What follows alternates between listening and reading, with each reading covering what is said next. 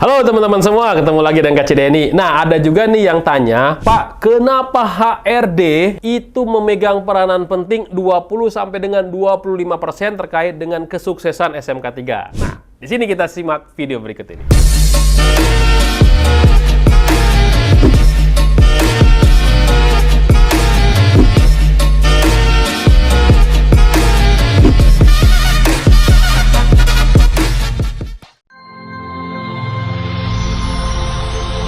Video ini dipersembahkan oleh Mediatama Academy.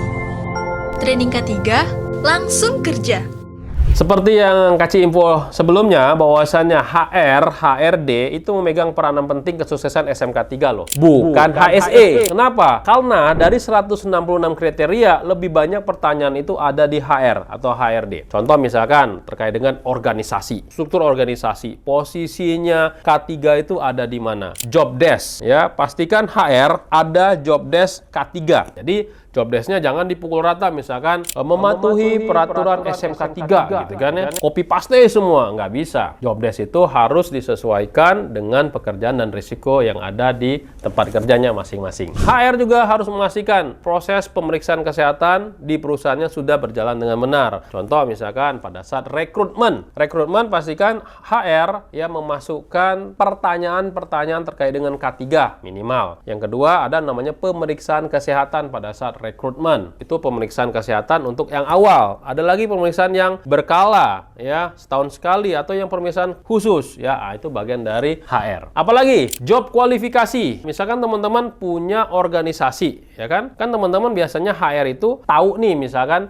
untuk menduduki jabatan project manager, dia ini harus punya kualifikasi apa? Oh, pendidikannya harus S1 teknik sipil, pengalamannya minimal 5 tahun misalkan gitu ya. Harus punya kemampuan public speaking, ya, punya kemampuan estimasi biaya, RAB, dan lain sebagainya. Dan pastikan juga ada kualifikasi K3 di dalamnya. Saya pernah mendengar cerita dari BUMN bahwasannya seorang project manager harus punya ahli K3 umum dan harus punya ahli media K3 konstruksi Kemenaker RI. Nah, itu bisa menjadi kualifikasi untuk menduduki jabatan penting atau key person yang ada di perusahaan. Oke, selanjutnya apa lagi Pak Denny? Tugasnya HR, ya, setelah membuat organisasi, ya, ada lagi yang namanya kompetensi. Ketika ada kualifikasi, berarti kita harus memenuhi yang namanya kompetensi. Ya, kompetensi itu kan skill, knowledge, attitude, pengetahuan, keterampilan, dan sikap kerja. Kalau misalkan seorang HR harus dapat membuat yang namanya TNA, Training Needs Analysis, yang mana TNA ini bisa jadi sumbernya, referensinya bisa jadi dari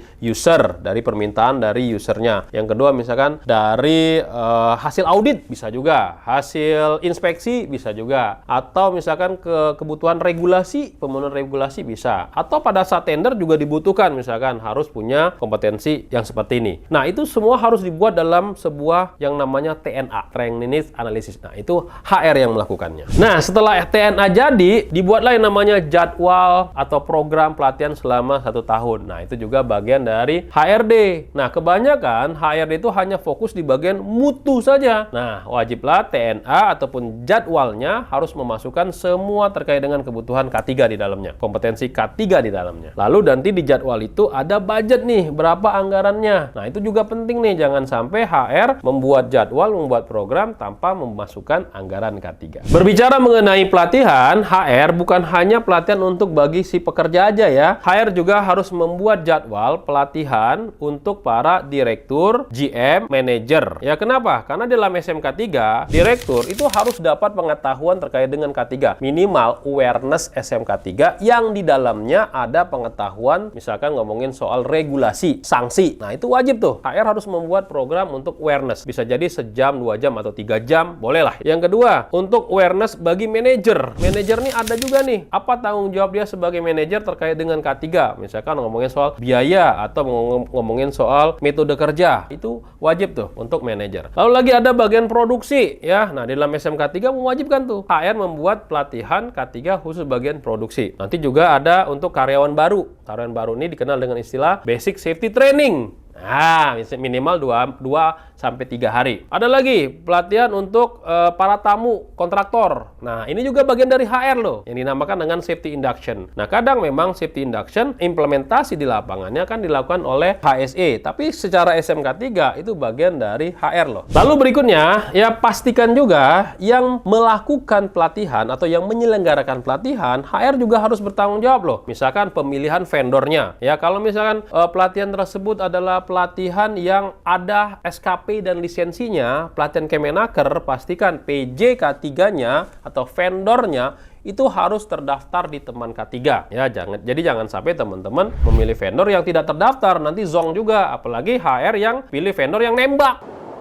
Waduh, lebih kacau lagi gitu ya. Apalagi Pak, misalkan sudah memilih vendor terus mengadakan pelatihan, nah pastikan juga pada saat pelatihan instrukturnya harus orang yang berkompeten dan memang sudah berkualifikasi, dan pastikan dia harus punya certified namanya TOT, Train of Trainer. Boleh nggak Pak dilakukan secara in-house training atau dilakukan secara internal? Boleh. Ya, instrukturnya boleh dari internal, boleh. Tapi pastikan harus punya Train of Trainer, minimal sertifikat BNSP level 3. Nah, jadi teman-teman silakan cari LSP yang punya skema metodologi pelatihan. Nah, setelah itu ya, misalkan sudah pelatihan udah, training udah, TNA udah, ada yang namanya drill. Ya, atau penyegaran. Nah, di dalam K3 itu, drill itu, penyegaran itu bukan hanya drill mengenai kebakaran aja atau dikenal istilah fire drill, tapi ada juga drill yang terkait dengan yang lain, misalkan drill terkait dengan tumpahan material, tumpahan bahan kimia, atau drill mengenai gempa atau huru-hara, ya, dan lain sebagainya. Sesuaikan dengan SOP tanggap darurat yang ada di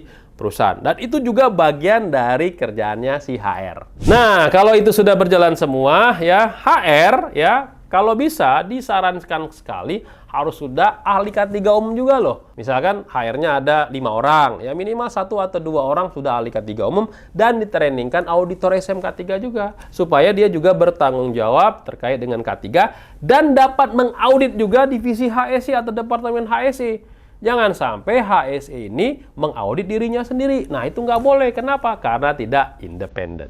Oke, itulah informasi dari saya. Semoga ini nyampe ya ke teman-teman HR yang ada di perusahaan. Semoga SMK 3-nya bisa sustain, bisa berkelanjutan. Karena peran HR dalam implementasi SMK 3 itu sangat penting. Oke, kalau memang video ini adalah video menarik, silakan di-subscribe dan di-share ke teman-teman yang lain. Oke, salam safety.